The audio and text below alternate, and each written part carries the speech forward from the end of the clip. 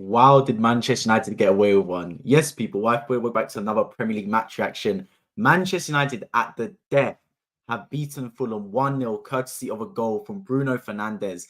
A goal that Leno got a hand to, but just tipped into his own net rather than around the post. And look, this is just one of those things, right? Manchester United always seem to get a result against Fulham. I don't know what it is. Fulham just can't seem to get any sort of result against Manchester United. I remember the same thing happened last season where Fulham actually played really well. Then in the last dying embers, Garnacho scored against Fulham to win that game. This is the big win for Manchester United and an even bigger win for Erik ten Hag. I've titled this video, Bruno saves Erik ten Hag. And quite literally, I think that is the case. I think Erik ten Hag was staring down the barrel of honestly potentially being sacked if Bruno Fernandes does not score today. I think Man United were well off it today, man. They were nowhere near deserving of a victory. But like they always say, man, by hook or by crook, find a way to win that game. That's exactly what Manchester United did today. Because, look, going into this game, was their form good? No. Quite the opposite. It was horrible. They'd had back-to-back 3-0 defeats, both at Old Trafford. That for any club is not good enough, let alone for a club of the magnitude of Manchester United. So coming to this game today against Fulham, they had to win this game. They had to. No excuses. Doesn't matter if you had 80% of the ball and you had over 20 shots on target. Doesn't matter. Just win the game today. And Man United did that. It wasn't pretty. I think every Man United fan will agree that it wasn't pretty whatsoever. I don't think Man United deserved the victory on the balance of play, but they found a way to win. And what do you always say? Your big players stood up and were counted in big moments, man. Bruno Fernandes is a big game player for Manchester United. I'm a big fan of his game, and this is what he proved today. Outside the box in the 92nd minute, where neither side's really doing anything to penetrate the goalkeeper. It seems always edging towards a 0-0 draw. No one really creating any clear-cut chances. He says, give me that ball, let me take a shot. And what does he do? Pegs it onto his right foot and just slaps it across goal. And look, Bruno probably should save it. Let's be honest with it, guys. He gets a hand on it. He probably should save it. But he doesn't. He just tips it into his own goal. And there we go, man. Fulham leave this game losing 1-0. Didn't deserve to lose it. But that's the way the cookie crumbles. That's how football works. And on the flip side, Manchester United are going to be absolutely delighted with how this result turned out. Absolutely delighted. Because look, on the balance of play, did they deserve to win this game? No, absolutely not. I've said that from the start. But every Man United fan going towards this game said they needed the win. They needed to right the wrongs from midweek against Newcastle and the game against Man City, which in my opinion was worse than the Newcastle game, given that's your bitter rivals Man City, and you completely folded in that game. So they had to right those wrongs today. I think there's certain things we'll talk about during the game that I think Erik ten Hag didn't do well. But on the flip side as well, he kept his killers on the pitch. He kept Bruno Fernandes on the pitch, which, to be fair, I mean, you could have subbed off all 11 Man United players. Let's be honest with it. I think only really Maguire and Onana was having a good game for Man United. Everyone else, and Scott McTominay to an extent, everyone else was poor for Man United. Like, if Erik ten Hag had 9 substitutions, he could have used all 9. Let's be real about it. But on the flip side, look, he kept Bruno Fernandes on the pitch and he rewarded his trust with a fantastic goal. But let's talk about this Man United team holistically, because I understand they won today, but this win, as far as I see it, is just papering over the cracks. Because I think everyone watching this, whether you're a Manchester United fan or not, will understand that it's not been good enough one bit for Manchester United. And that's performance-wise. But even more scarily than performances, because performances can be right, performances can be wrong. There's a lack of identity around Manchester United Football Club. And that's something that really you can't seem to put your finger on why. Is it the manager? Is it the owners upstairs? Is it players? It's probably a combination of all of those factors. But one thing's for sure, Manchester United throughout their history have always had an identity. Even the bad Manchester United teams, of which there were very few over recent history at least, there's always been identity about them. There's always been something you can pinpoint about that Man United team. There's characters. There's personalities in the squad. This Manchester United team that I see nowadays, it lacks all that. It lacks that real personality. It lacks that identity. You go to watch Manchester United, and it's like the lottery. It's like you're spinning a wheel at Vegas. You don't know what you're going to get. You can't sit there and watch a Manchester United game and say, okay, I'm going to expect this from Man United. When you watch Arsenal, when you watch Man City, when you watch Newcastle, Brighton, Liverpool, Tottenham nowadays, you know what you expect. You see a style on the football pitch. You see certain players going to stand up and be counted. You see the rhythms they're playing through midfield. With Manchester United, it's all off the cuff. There's no real identity about them. There's no style of play. I hear Erik ten Hag saying he wants to implement what he's doing at Ajax, but he can't do that because he hasn't got quite the same players. I think that's a bad excuse, to be honest. My friend, you spent 100 million on Antony. You bought in Rasmus Højlund for 75 million. Casemiro's your signing. Mason Mount's your signing. Christian Eriksen's your signing. Apart from maybe Bruno Fernandes, every other player that you picked in that starting 11 today, even Garnacho, you're the one that brought him up the ranks. Those are players that you've decided to put in that team. So where's this excuse where you haven't got the right players? Because the money's been supplied to you, 100 million for Antony. You can't tell me Glazers have not given him money. Now, Glazers going, that's another issue. I do believe the Glazers need to leave Manchester United. Make no mistake about it. But you can't put all the blame on the Glazers. You can't shift it all upstairs. The buck has to stop at the manager at some point. He has to hold some kind of accountability. He can't just sit there and go, oh, but it's not my fault. The upstairs is doing wrong. Oh, we signed the wrong players. I haven't got the right system in place. My friends, if you look at Manchester United starting 11 today, bar Harry Maguire, and I guess Johnny Evans as well, most of our players and Wan-Bissaka, they're your players. They're your signings. They're your players you brought into the door and you want to play at that football club. So you can't make the excuse now that they're not implementing what you want to implement. That's a poor, shoddy excuse, Erik ten Hag. Now, do I think Erik ten Hag deserves more time? Absolutely. I'm a massive, massive fan of Erik ten Hag. I think what he did in his first season has proven that he's a good manager. That Manchester United team the season before last year were dead and buried. They finished 6 miles off the pace. Last year, they won a trophy and finished top 4. It's a fantastic season. They've gone toe-to-toe with some of the greatest teams. But this year, there's been a real switch up. Has it been the egos got to the players? Has it been too much arrogance? Is Erik ten Hag not managing the same he's used to? Maybe it's accumulation of those factors. But one thing's for sure, it needs to change. And although I did say I'm a massive fan of Erik ten Hag, if he lost today and he got sacked, he could have no excuse. No excuse whatsoever. Because although I believe that Erik ten Hag is a good manager, you have to have some kind of, what's the word? You have to have some kind of like accountability. You have to have some kind of presence. Have standards. Manchester United are the biggest club in England. If they had lost today, it would have been 3 losses in a row.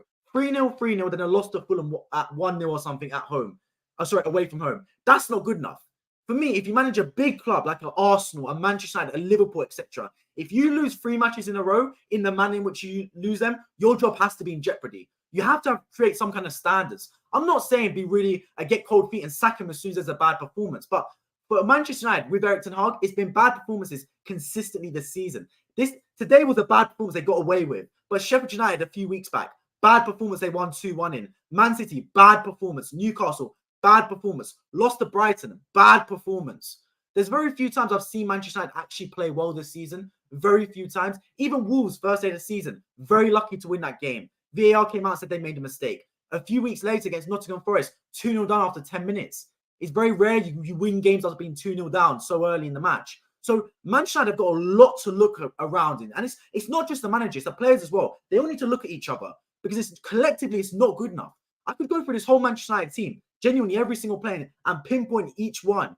I can do that, but I think overall it's a collective thing as well. The team is not firing in the same direction, and it needs to be addressed sooner rather than later because you can't be Manchester United, who's meant to be the pinnacle of clubs in the Premier League, won everything there is to win in the game, and have such low standards. It doesn't correlate. We've seen ex-players come around the football club, the Zlatan Ibrahimovic's, the Cristiano Ronaldo's, even Alexis Sanchez saying it. They've come to Manchester United. They've got this whole figure in their head that Manchester United are the biggest club. They've got the best facilities. They've got the best management, the best staff, everything. Everything's the best about Manchester United. You associate greatness with Manchester United. They get there, and I don't know what they're seeing. It's like Harrods quality that you envision with Primark quality inside. Do you get what I mean? I think that's what a lot of these Manchester United players are saying that, and I think they're waking up to that. Cristiano Ronaldo's interview with Piers Morgan should have been alarm bells ringing when he goes, I've come 10 years later after leaving, having gone to Real Madrid, having gone to Juventus, and it's the same. Carrington's the same. The staff is the same, basically. Nothing's really evolved about Manchester United, and that's got to be a worry because, look, in my lifetime, Manchester United will not get displaced by Man City. Make no mistake about it. Manchester United are the biggest club in Europe. Sorry, are the biggest club in England. They're not the biggest club in Europe. They're the biggest club in England. And only really Liverpool can rival them with Arsenal in the 3rd position. That will not change anytime soon. But you will lose a generation of fans if you're Manchester United. You will. Because younger fans, they don't really care about what happened in the 80s or the 90s. They won the treble in 99. They don't care, younger fans. When I was growing up in school, I'm 21 years old. When I was growing up in school, I did not know a single Man City fan. I didn't know a single Man City fan. And that's only, like 10 years ago I was in school, if I was 11 years old, start of secondary school. Nowadays, I guarantee, if I started year 7 right now, what's that, like grade 7, grade 8, for those of you that are not in the UK, I would know Man City fans. I would have Man City fans in my class. When I grew up, there was not a single Man City fan I knew growing up in North London. But that's going to happen nowadays because younger fans, they care about glory. They don't care about, oh, my team's got this history, my team's got that history. They care about what the team's doing right now. They want to see a team that's playing good football. And Manchester United fans are going to lose a generation of fans if they keep playing in this way. Now, how does it change? In my opinion, I think the first change has to come by the Glazers going. I think that has to be the case. Is it going to happen? Probably not. Let's be honest about it. I don't see the Glazers going anytime soon, but I think that has to be the main change they go for if you're Manchester United. But there's other changes that need to take place as well. Erik ten Hag needs to look at himself. And Manchester United fans need to stop putting all of the blame on the owners. Now, I respect Manchester United fans 100% because one thing they are consistent with is the fact that they are fully against the Glazers. Every single game, win, lose, or draw, they keep the Glazer out protest. And I respect them 100% for doing that. Because I know some Arsenal fans that will Kroenke out. As soon as Arsenal went on the title charge, suddenly we don't hear Kroenke out anymore. We don't even hear Kroenke's name spoken about anymore. Whereas Manchester United fans, win, lose, or draw, are consistent in their mindset that the Glazers need to leave the football club. And I have utmost respect for that. I have the utmost respect for anyone that stands by their belief system. And I think Manchester United fans are doing that. But don't put all the blame on the Glazers because that removes the accountability from Erik ten Hag and the players' shoulders because they deserve a lot of the critics. I think Erik ten Hag's lucky because the Glazers are actually shielding him from a lot of the criticism. Because, like I said, Erik ten Hag's a good manager, and I do rate Erik ten Hag, and I think that he does deserve more time. But when you manage a club like Manchester United, you know what you're dealing with, man. There's only so much time you can get. Only so much time you can get, to be honest with you guys. Because when you manage a top club like Manchester United, you can't keep drifting. You can't keep saying, oh, the results will come. I see the players doing well on the training grounds. You're going to get impatient. It's Manchester United. It's only right. This is meant to be the top club in England. They need to have close to top performances, close to top results, etc. And they're not delivering that. I mean, the most worrying thing about Manchester United is Erik ten Hag wanted to ship out Maguire and Scott McTominay over the summer. And in my opinion, bar Bruno Fernandes, McTominay and Maguire were Manchester United's two best performers today. They were their two best players. And then you look at the other players he signed. So the two players he wanted to sell were his best performers today on the pitch, bar Bruno Fernandes. The players he wanted to sign, Anthony, what did he do today?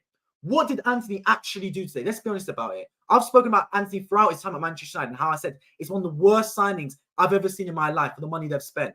At the time, that's his signing. That's his league. That's his club, Ajax, that he signed him from. What has he delivered in a Manchester United shirt? Absolutely nothing. He just spins in circles. No end products. That's 80 million down the drain, basically. Who else has he signed? Christian Eriksen. What did he really do today? I thought he was lost in midfield, to be honest with you guys. Lost in midfield. You look at the other players that he's brought into the team today. I thought Garnacho was okay. I thought Højlund was missing today. But I'm not going to go up against Højlund because I actually rate Højlund a lot. I think Højlund's a brilliant striker. He just didn't quite get the service today. Yes, he could have done better, made probably better runs in the channels to offer more for Manchester United, especially stretching Fulham. But I don't think he was fantastic. I don't think he was brilliant today at Højlund, but I don't think he was necessarily to blame. I think the service is still questionable. When you're playing for a club like Manchester United, you need the service. But I think Erik ten Hag's got a lot to account for himself. His signings has been bad. And as a manager, it's not just how you get the most out of your players. You have to make good signings as well. Like we talk about Pep Guardiola being a checkbook manager and he spends a lot of money, but he spends money wisely as well. Julian Alvarez, brilliant signing. De Bruyne, brilliant signing. Haaland, brilliant signing. Haaland costs less than Højlund.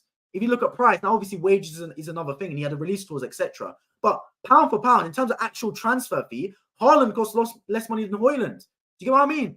Jeremy Doku costs less money than Anthony. Do you get what I mean? Like, there's a toss-up here. Like, Manchester United are spending the money wrong. That's a whole other problem they've got to face. So, look, I think there's a lot of problems surrounding that football club. I think Erik ten Hag must give Bruno Fernandes a massive hug in the changing room because he might have just extended his lifeline by a game or two. But they are running thin, man. They are running mightily thin. If I look at Manchester United's fixtures, by the way, because I want to look at them, because today's a tough game. But the thing is, Manchester United always seem to beat Fulham. They always seem to beat Fulham. I don't know what it is, but that's just their game. They've got Copenhagen in midweek in Denmark. So obviously they need to win there. They've only got 3 points out of 9 so far in the Champions League. Then they've got Luton and they've got Everton. They've got Luton at home and Everton away. Those are two good games. Luton at home has to be the most guaranteed 3 points you can get in the Premier League, to be honest with you guys. I'll be very surprised if they do not win that game. Everton away is a tough game, but once again, Man United do actually quite well at Everton recently. They got a last-minute winner there as well last year, I do believe. So I think that could be a favourable game for Manchester United. So look, I think Erik ten Hag's got to look at himself and count his lucky stars, but he's got to fix up quick, man. Fix up quick because Manchester United cannot play any more games. They can't because they're drifting down this Premier League table. They're just coasting. And I'll tip Man United to get top 4 this season. At the start of the year, I said my top 4 is going to be Arsenal, Man City, Man United, and Liverpool. No particular order, by the way. Just those 4 teams. And if Man United, and the only team that's actually compromising that is Man United. Arsenal, Liverpool, Man City are doing their job, but Man United are not doing theirs. They're falling off. If you look at last season, what teams have improved from last year? Tottenham have improved. Arsenal have marginally improved. Man City, you could say, maybe not have improved from last year, but they've not dropped off too bad. Liverpool have improved. Brighton have improved. Aston Villa have improved from last year. There's a yin and yang to everything. For teams to improve, other teams have to fall off. And Man United are right now in the category of teams that have fallen off. If you're new around here, by the way, please subscribe my road to 5,000 subscribers. And let me know in the live chat your thoughts, especially if you're a Manchester United fan. I want to hear what you are thinking regarding this game and regarding the Glazers, Erik ten Hag, who just stand-up performers, who needs to go. I want to hear all about it in the live chat. Please do let me know. But yeah, let's get into some of your comments, by the way. See you, and I appreciate John Stream, my friend. You're doing really well. I think the Glazers out protest can be done better, like try and call a game off. They won't be able to call a game off. That won't happen. And they are, look, they want to watch football at the end of the day. And I respect the Manchester United fans that had this banner. It said something like, play like you mean it. Or I can't remember exactly what he said, but it was like a massive white banner that said, play like you mean it. Or play like you deserve to wear the badge. It was something like that. I respect them 100% for that. Because the Manchester United fans, I'll give them credit, because they've been following this team home and away. Home and away. They're not to blame. The fans are very rarely ever to blame for a football club's troubles. Very rarely to blame. They just want to see good performances on the pitch. That's what they want to see. And they want to see a team they can associate with. It goes back to the premise of this video and what I said right at the start. And by the way, I will talk about the positives of Manchester United later, because they did win this game 1-0. The way I'm talking, you'd think it finished 0-0 or Fulham 1, but they did win this game. Let's not forget that. But the thing that really does frustrate me regarding Manchester United, and one thing that that will frustrate the Manchester United fans the most, is the club has a lack of identity right now, a lack of style. Everything's just void about that football club. You can't pinpoint what you expect to watch from Manchester United anymore. And that's got to be a real worry for Erik ten Hag, a real worry, because you've come into the job now and you're in your second season, and your first season was very good. You punched well above the expectations, at least in my eyes. I did not think Manchester United would make top four. They finished top four and won a trophy as well. It's a fantastic season. But now you have to up the levels. You've had another summer where you spent adequate amount of money. You brought in Amrabat. Where was he today, by the way? Didn't even come off the bench. You've got players like Varane in the door. I know obviously he was there last season, but do you get what I mean? You brought in players like Højlund. You brought in players like Mason Mount. You've made the signings. You spent the same money Arsenal have, basically. You're not really utilizing the cash, though. As like you're not utilizing the cash smart. But you brought in your players, whether we like it or not. I can sit here and talk. The media can sit here and talk. Sky Sports can sit there and talk about what Manchester United have done. Erik ten Hag has spent the cash. He's spent the money how he's wanted to spend it. So how they perform on the pitch now is directly correlated to him. He is the manager. He spent the money. Like I said, at least 70% of that starting 11 today were his signings, were his players. So if you're not performing like that, there's something that needs to be worried. And there's one thing having bad performances, right? But there's lack of identity and lack of style. Results come and go. No team's going to go unbeaten this season. I promise you that for a fact. I can tolerate losing matches, but I can't tolerate when you perform subpar. I'm an Arsenal fan. Arsenal lost in midweek to West Ham. I wasn't annoyed because we got knocked out of the Carabao Cup. Obviously, I didn't want to get knocked out, but that wasn't the primary focus of why I was annoyed. I was annoyed because our performance against West Ham was genuinely inexcusable. It was a terrible performance against West Ham. Terrible of our B team. Now, Manchester United fans equally against Man City. It's a game you're not expected to win. I know it's Old Trafford, but Man City are miles better than you. That's not a problem. The problem is you got completely outclassed in that game against Man City. You lost 3-0 at home. If an alien came down to earth, they wouldn't just think Man City, Man United were separated by about 5, 6, 7 league positions. They think they're separated by a division. They think one team would be in the Premier League and one team would be in the Championship. That's how big the gulf in class and quality was on the pitch when you played Man City. That's the most worrying thing. The performances are the struggle, because results come and go, but your bedrock, your foundation is your performances. If you scrape results like you do today, it's just papering over the cracks. The wins that Manchester United got and Bruno Fernandes gave Manchester United, yes, they might go on now to win their next 2 games with the momentum they get from this result, but it's still papering over the cracks. The only way to not get papering over the cracks is if you put in good performances that lead to results. The foundation is the performances. Put in a rock-solid, strong performance where everyone that watches that game goes, yeah, no doubt about the result. Man United wholeheartedly deserve the victory. They don't provide that. They don't. They're basically just, they're crawling over the finish line in games. Even the game against Copenhagen in the Champions League, they were yet to win a game in the Champions League. They win that one, but Onana has to save a last-minute penalty to do so. Do you get what I mean? So they're crawling over the finish line too often, Manchester United, for me. And I think a lot needs to be questioned.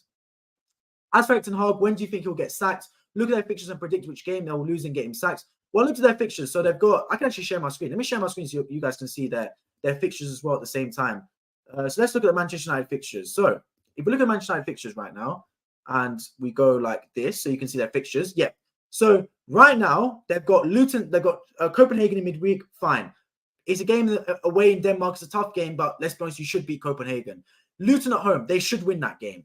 Everton away, tough game, but I think they should win. Everton are struggling. Newcastle away, that's a tough game. They'll lose that one. Chelsea at home, they should beat Chelsea at home. Bournemouth at home, they should beat. Then Liverpool away, they're probably going to lose that game. So if you look at their next 5 Premier League fixtures, it's Luton, Everton, Newcastle, Chelsea, and Bournemouth. They're nice fixtures. Let's be real about it. 3 at home, 2 away. Apart from Newcastle away, you should basically win all those games. You should. Even Everton away, you should be winning that football game. So Erik ten Hag's got a friendly few fixtures coming up, and then he's got a real difficult fixtures. He's got Liverpool away, West Ham away, Villa at home, then Forest, then Tottenham at home, Wolves away, West Ham at home. He's then got United. So I think the West Ham game, one of the West Ham games is Carabao Cup, right? Probably, I can't really remember, to be honest. But yeah, they got some tough fixtures, basically, Manchester United. So I think they need to look at themselves for those next 5 games and try and get results. And after that, he could be gone. Look, do I think he's going to get sacked? Not right now. I think he's still got life in him, Erik ten Hag. I think he's still got life. I think they're still giving him the benefit of the doubt after what he did last season. But he's not a million miles away. Make no mistake about it. Like he's not like in Pep or Arteta territory where he's basically safe from sacking for at least a foreseeable future. The man is still teetering on the edge. I don't think he's going to be a casualty anytime soon. I think a manager in the Premier League will get sacked before Erik ten Hag. I don't think he's in crisis mode, but he's eking towards it. Like he's edging towards crisis mode in my eyes. Like he's clearly not going in the right direction. If not getting sacked was this way, the brother's walking in the wrong direction. I'll tell you that for a fact. But he's going to be safe for now, I think. And he's got some friendly fixtures. I think the Luton game next week in the Premier League, obviously they've got Copenhagen in midweek that they need to get a win from. But I think that Luton game at home is a friendly game. You have to win that game. If you're not beating Luton at home, you've got to ask serious questions about your football team. Let's be real about it. Do you know any United fans in real life? Yes. You should ask them what they think about the manager and the players and performances. Yes, I know, bro. I live in North London. I know plenty of Man United fans. I know plenty of Arsenal fans like myself. Plenty of Spurs fans, etc. Liverpool fans I know a lot of. Chelsea fans a couple. So yeah, Man United fans, let's be real about them. They still, from those ones I've spoke to, they're still confident they're going to get top 4. They are. They obviously are not happy with the performances whatsoever on the football pitch. They have a bit of faith in Erik ten Hag as well. To be fair, I emulate what the Man United fans are saying, to be honest. I emulate it. I have faith in Erik ten Hag, but I appreciate that it needs to change. I think the players are not performing anywhere near their ability, anywhere near. I mean, like I said earlier, it's a big worry when your best performers on the pitch are Scott McTominay and Harry Maguire, and those 2 players are the 2 players that your manager wanted to sell in the summer. And the players he actually wanted to bring in, like Højlund, Anthony, Eriksen, they looked off it. They looked off it today, man. So I think that's got to be a real worry. So the players need to buck up their ideas big time because you're playing for Manchester United. Like this isn't no casual club. This isn't no mid-table team that you can expect mediocrity where if you don't win today, not the end of the world, we'll try and win next week, etc. Just try and win every other game. This is Manchester United, man. Like I don't care if you think you're at the quality of a Fulham or what's it called, or a Bournemouth or a Brentford, etc. I don't care if you're a player I don't care if you're a player that thinks you're at that quality in terms of your ability. You're playing for Manchester United. Your standards have to be upped. Your standards have to be win every week. And if we're not winning, you win the week after. Because you can't be accepting bad performances and bad results if you're playing and managing Manchester United. It's just not available. It's just not. You can't do it. It doesn't matter how good you think you are. You have to reach Manchester United standards. Otherwise, you will get shipped out of the club. I think there's a lack of real. What's the word? There's a lack of accountability sometimes with Manchester United. Like there's no one there that's willing to make hard decisions at the club. Now, I don't know how the hierarchy's been changed, to be honest. I watched a few videos from different people. I remember watching a David Moyes when he was talking to Stephen Bartlett, Diary of a CEO, in the podcast there, speaking about how even Manchester United's structure has changed since he was in the club and he felt that it changed for the worse. And other players, well, Cristiano Ronaldo's come out and said that it's changed for the worse. So people have come out and criticized how Manchester United are set up from the top down. I agree that it's not its best. But you do have to look at it and go that it's not good enough one bit. Like, it doesn't matter where you want to attack them from, whether it is from the owners, whether it is from the manager or the players. There's accountability at all levels. There's different lines of defense. And at every single level, whether it is the manager, the players, the owners, etc., the directors, the sporting directors, etc., everyone has got a piece of the blame. Everyone's part of the reason why Manchester United have not performed anywhere near the quality that we expect from them. Everyone's got a piece of that blame. So they need to shoulder that. And it needs to change one way or another. It does. I'm not sure how, But I think the first thing is Glazers need to go. But even without Glazers going, right? Because I think the Glazers going is it's going to be a big part of it. And that will be a long-term shift. But I think you can fix them regardless. Like, look at Arsenal. Arsenal fans were crying for Kroenke to leave. Suddenly, Arteta just started shipping out some deadwood, started sorting out how the club goes. They streamlined their process by having having Josh Kroenke, Edu, Vinay, and that was basically it. And then Garlic, etc., to run the club with Arteta as the head coach, etc. They streamlined the whole process, and suddenly Arsenal look like the clubs is seamless again. They look like one of the better run clubs in the Premier League, when before they looked like one of the worst run clubs in the Premier League. So the owners is only part of the blame. I think the Glazers would do best if they just supply money and leave, bro. Supply money and leave. I know people have this owner thing twisted. Certain people want the owners to be really involved with the football club, but then you get a Todd Boehly situation where the owner's too involved, and you clearly understand that Todd Boehly is not a football brain. He has not got the football IQ to be leading a football club. So for him, provide your money, brother, and step aside. But then other people want that, where they want the owners to just give money and step aside. But equally, you don't want that, because then the owners seem disinterested. They don't go to any games. It looks like a cash cow for them. So you want someone in the middle. You want an owner that isn't making football decisions, because they leave that to the better people that are more adept at making those decisions. But equally, I don't want to be someone that's just away from the ground, away from everything, doesn't really care, just gets a text message from someone that says, "Oh, we won today," or we lost today. Doesn't matter. Gets their drink out and just drinks anyway. Doesn't care if they win or lose. You want someone in the middle. I think Manchester United right now have got the Glazers who just don't care. They just don't care one bit. It's literally a cash cow for them. Whether it's Avram Glazer, Joel Glazer, whoever it is, they do not care about Manchester United's success. They just care about lining their pockets. But then you don't want the other side, which is Todd Boehly, which is just literally spend. I'll make decisions. He can go. When it's like Henry VIII in charge. Doesn't really know what he's doing, but he's calling all the shots. Do you get what I mean? So I think they've got to find a sweet medium, Manchester United. But regardless, look, with Glazers in charge or Glazers not in charge, Manchester United can still win a trophy. Like, I know it's very simple to say, and I know it could be very narrow-minded, but all the owners do, they don't actually kick a ball on the football pitch. When the game starts, Joel Glazer and Avram Glazer are not in that starting 11. They're not. They have no influence of what happens on that football pitch. That is Erik ten Hag's business. And I don't care how much they spend or how much they don't spend. That doesn't correlate to how much effort you put on the football pitch, no matter who's on that game. I do think Manchester United to an extent, I don't question their effort, because I do think they're actually putting in effort. But I think there's a lack of quality and there's a lack of style there. Like, it does worry me when you see teams like Brighton and Aston Villa, Newcastle, Tottenham, etc.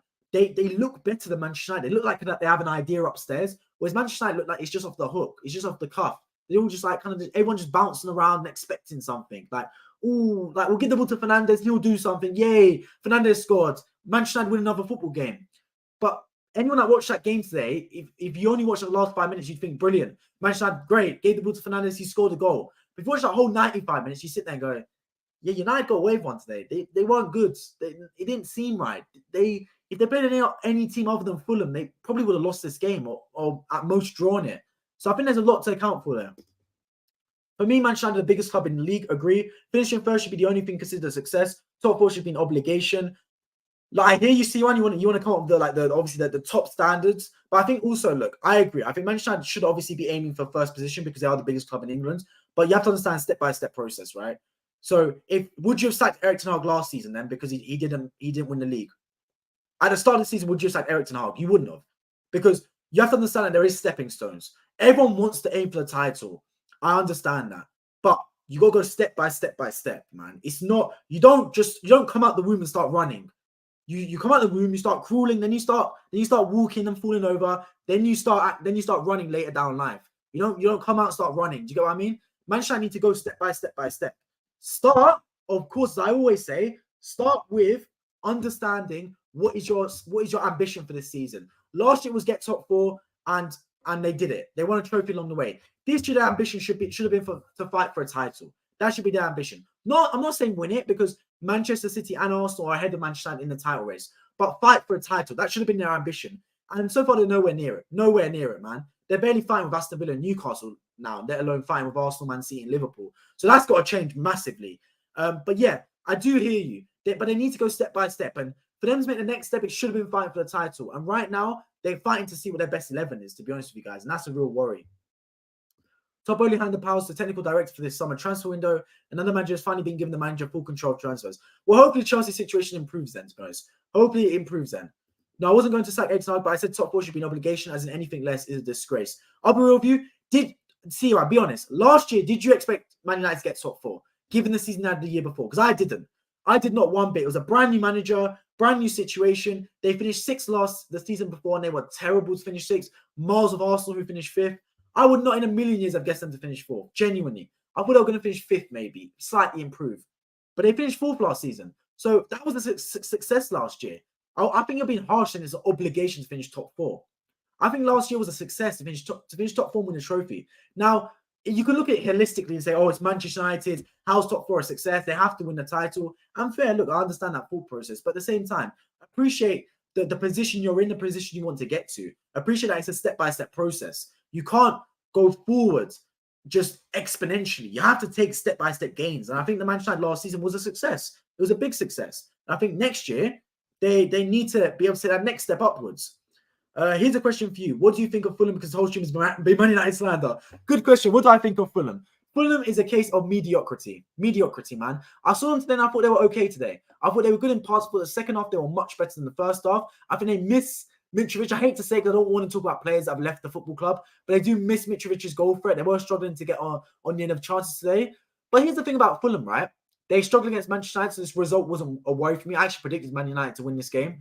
The thing for me about Fulham is, they're just mid-table mediocrity. And are you okay with that as a fan? Like, are you okay with that? Because there's so many clubs in this league that are one way or another. Swings to the extremes. You got the Bournemouths, the Forests, the Lutons, the Sheffield United, etc., that are just fighting to stay in the Premier League. That's their game plan. Fight to stay in the Premier League. Relegation scrap year after year. Then you've got the other side of the coin, the Man City, the Arsenal, the Liverpools, the Tottenhams now. Fight for the title, try and win it. You got the Villas, the Brentfords, the Brightons, the Newcastles, the Chelseas that like sneak into Europe, man. They try and get a European position. Then you've got Fulham, Palace, teams like this, and there's very few in the league that are just mediocre, not fighting for anything. They're not going to get Europe. But equally, they're not in a relegation scrap. They're just in the middle, and they're just going to try and hope and go on a Carabao Cup run or FA Cup run to supplement that. And as a fan, I'd get bored. I'd get bored if my club was just drifting.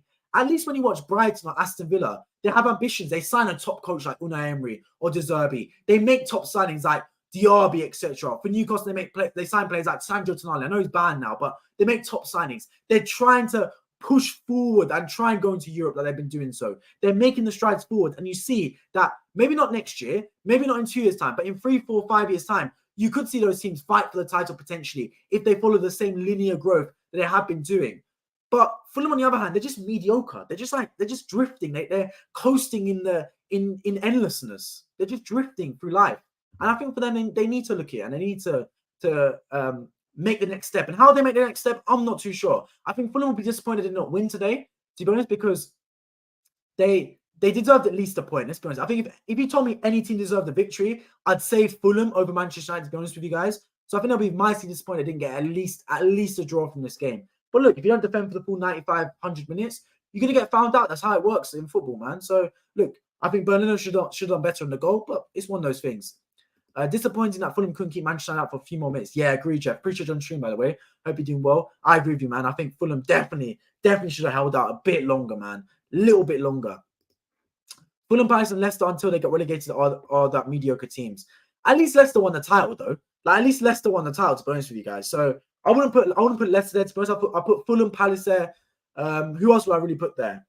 I can't think. I think Brentford right now, you could put them. They're not really going forward. Brentford, they're just kind of drifting right now. But at least with Brentford, I can see a route to success with them. They've got a top player in Ivan Toney up front, unless he gets sold in January. Do you get what I mean? So yeah, I think they're just drifting. But guys, next stream later today, Newcastle versus Arsenal in the Saturday night football fixture. You do not want to miss it. Be there or be square. Subscribe down below. My road to 5,000 subscribers, so you do not miss it. I cannot wait for that football match. It's going to be an entertaining fixture, to say the least. Sorry. Southampton, until they got relegated, you can put them there. Yeah, I'd say that to an extent as well. Southampton were drifting for a long period. But here's the thing: if you drift too long, you're going to go down, man. Because if you keep drifting, it's the same thing like they say in Formula 1, right? If you're not improving, you're going backwards. Because because it's relative to every other club in the division, right? If you're not going forwards, you're going backwards because every other team is going to want to go forwards as well. And I feel like if you're not going forwards, which is what was happening with Southampton, they weren't improving, you're going to start to drift down and down and down until you get relegated. And a similar thing could happen with Fulham. It could happen with Crystal Palace. It happened with Leicester, for example. So, yeah, I think those clubs just got to keep the confidence, keep going forward, keep trying to improve, and focus on going forwards rather than going backwards, which is, I guess, the same for every club. But you get what I mean. But yeah, regardless, I appreciate everyone that tuned into the stream today. I will be back later today for Newcastle versus Arsenal. So stay tuned for that. Subscribe, hit the like button as well, so you do not miss Premier League football streams and also Champions League streams in midweek as well. Otherwise, I appreciate you guys all for tuning in, and I will catch you all in my next video. Take care.